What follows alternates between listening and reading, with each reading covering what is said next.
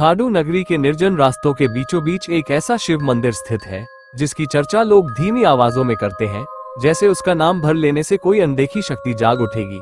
कहते हैं कि इस मंदिर में शिव की पूजा नहीं होती, बल्कि किसी भयानक तत्व को कैद रखने का प्रयास किया जाता है। हर रात इसकी दीवारों से अजीब फुसफुसाहटें उठती हैं, जंजीरों के खड़कने की आवाजें आती हैं और कई लोग दावा करते हैं कि उन्होंने इसके गर्भगृह में एक काली आकृति को करवट बदलते देखा है। आज मैं उसी मंदिर का रहस्य खोलने आई हूँ। कही अनकही बातें, हिंदी हॉरर स्टोरी। राजस्थान के छोटे से कस्बे खाडू में ठीक बीचों बीच एक सदियों पुराना शिव मंदिर है। ऊंची कटीली चट्टानों से घिरा, एकांत और हमेशा हल्की धुंध में डूबा हुआ। लोग इसे कानाफूसी मंदिर कहते थे, क्योंकि कहते थे कि रात में इस मंदिर के भीतर से किसी के फुसफुसाने की आवाजें आती हैं। ग्रेटर देन, धीरे चाल, वो जाग जाएगा, मत छू वरना शाप लगेगा, वो बाहर नहीं जाने देगा। ऐसी आवाजें, ये सब लोग मानते तो थे, पर चर्चा करने से भी डरते थे।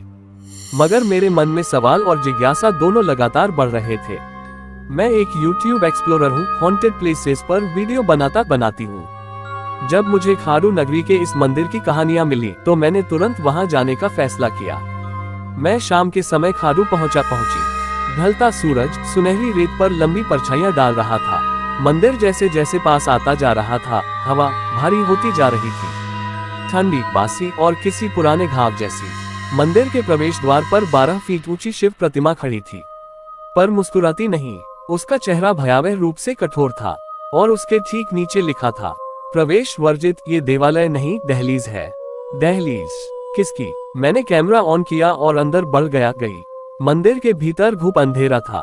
मेरी टॉर्च की रोशनी भी जैसे हिचकिचा रही हो।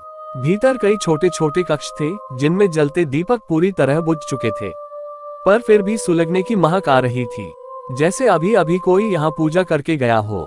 अचानक खड़खड़, मेरे दाईं ओर के कमरे में कोई चीज हिली। मैंने जैसे ही टॉर्च उस तरफ घुमाई, एक परछाई तेजी से दीवार के पीछे भागी। परछाई या कोई इंसान। मैं आगे बढ़ा, बड़ी कदम लड़खड़ाते हुए। तभी एक पुराना पुजारी सामने आ गया। लंबी दाढ़ी, पिचके गाल, आंखें गड्ढों में धंसी हुई। उसने धीमी आवाज में कहा, ग्रेटर देन, यहाँ रात मत रुकना। यहाँ पूजा नहीं, कैद होती है, और जो यहाँ कैद है ना, वो बाहर नहीं जाने देता। मैंने पूछा, कौन कैद है? वह ठहाके जैसा सांस छोड़कर बोला, ग्रेटर देन, शिव का चौथा रूप, जिसे कोई जानता नहीं, जिसे देखने वाला जीवित नहीं रहता। मैंने कैमरा ऑन रखा, पर वह पुजारी अचानक पीछे हट गया और कुछ ही पल में धुंध में गायब हो गया। हवा में बस राख की गंध बची थी। अब अंधेरा पूरी तरह उतर चुका था। मैंने मुख्य गर्भगृह का दरवाजा खोला। जैसे ही लकड़ी की चरमराहट हुई, मंदिर के हर कोने में फुसफुसाहट गूंजने लगी। ग्रेटर देन, कौन आया? क्यों आया? वापस जा, वरना पछताएगा। मेरी रीढ़ बर्फ जैसी हो गई। गर्भगृह में एक विशाल शिवलिंग था। उसे चारों तरफ कसकर लोहे की जंजीरों से बांधा गया था। शिवलिंग को ऐसा दृश्य मैंने कभी नहीं देखा था। जंजीरों पर पुराने खून के धब्बे थे, सूखे हुए, काले, और शिवलिंग से हल्की सी धड़कन जैसी आवाज आ रही थी, धक धक धक, जैसे वह जीवित हो। मेरे कानों में फिर वही आवाज गूंजी, वह जाग रहा है। मैंने मंदिर के पीछे एक टूटी किताब देखी। उसमें प्राचीन नागरी लिपि में लिखा था। मैंने मुश्किल से अर्थ पढ़ा। सदियों पहले खाडू एक समृद्ध राज्य था, पर यहाँ एक तांत्रिक आया, नागभैरव। वह शिव के एक वर्जित रूप, काल स्वरूप को जगाना चाहता था। इस प्रयास में भारी अनुष्ठान किए गए। वह शिव की काली ऊर्जा को नियंत्रित करना चाहता था, पर अनुष्ठान उल्टा पड़ गया। ऊर्जा तांत्रिक को ही नहीं, पूरे राज्य को निगल गई। लोग पागल होने लगे, एक दूसरे को मारने लगे। राजा ने तत्काल आदेश दिया, इस ऊर्जा को शिवलिंग में कैद करो। 4 तांत्रिकों ने मिलकर उसे जंजीरों में बांध दिया और मंदिर पर श्राप लगा दिया गया, जो भी इसे मुक्त करना चाहेगा, उसका शरीर यहाँ रह जाएगा, आत्मा नहीं। मुझे अब समझ आया, इस मंदिर में पूजा नहीं होती, निगरानी होती है। रात के ठीक 12 बजे जंजीरों ने खुद ब खुद हिलना शुरू कर दिया। खड़खड़ खड़खड़। मैंने कैमरा स्थिर रखा, पर हाथ कांप रहे थे। शिवलिंग की दरारों से काला धुआं निकलने लगा और फिर एक गहरी भयानक आवाज निकली, ग्रेटर देन, कौन मेरी कैद में आया है? मेरे शरीर में खून जम गया। धुआं तेजी से कमरे में फैलने लगा। दीवारों पर अजीब आकृतियां बनती जा रही थीं।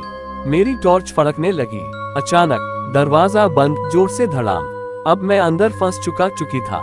काले धुएं के बीच एक आकृति बन रही थी, लंबी, बहुत लंबी, 10 फीट से भी ज्यादा।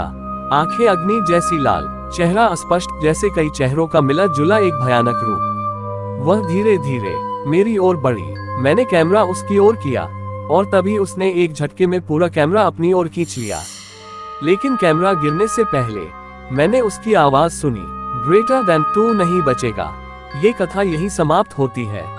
मैं किसी तरह पीछे हटकर स्तंभ के पास छिप गई। मुझे लगा यहाँ मेरी मौत तय है। पर तभी मंदिर की घंटियां अपने आप बजने लगी।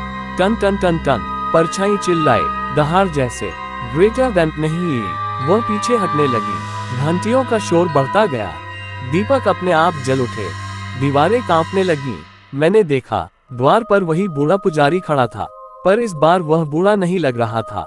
उसके माथे पर चंदन का बड़ा तिलक था, हाथ में त्रिशूल। वह गूंजा, ग्रेटर देन काल स्वरूप, तेरी मुक्ति का समय अभी नहीं आया। उसने त्रिशूल जमीन पर मारा। धड़ाम, ऐसा लगा जैसे पूरा मंदिर हिल गया। परछाई गुस्से में दहाड़ती हुई, ग्रेटर देन तू मुझे फिर कैद नहीं कर पाएगा। काले धुएं का सैलाब पुजारी की ओर बढ़ा, लेकिन वह त्रिशूल उठाकर मंत्र पढ़ने लगा।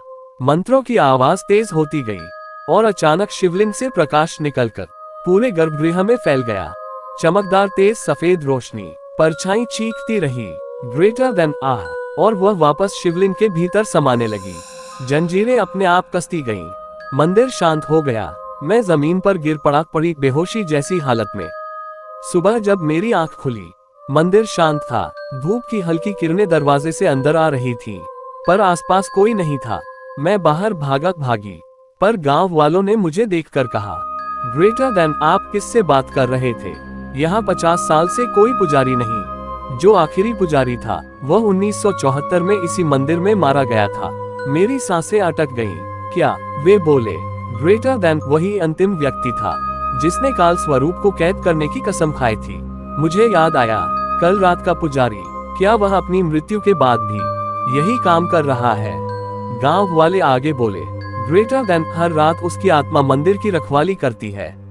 मेरे पैरों से जमीन खिसक गई। मैंने कैमरा चेक किया, पूरी रात का फुटेज गायब था। बस एक ही फ्रेम बचा था, एक काली आकृति, और उसके नीचे लिखा था, ये दहलीज है, देवालय नहीं।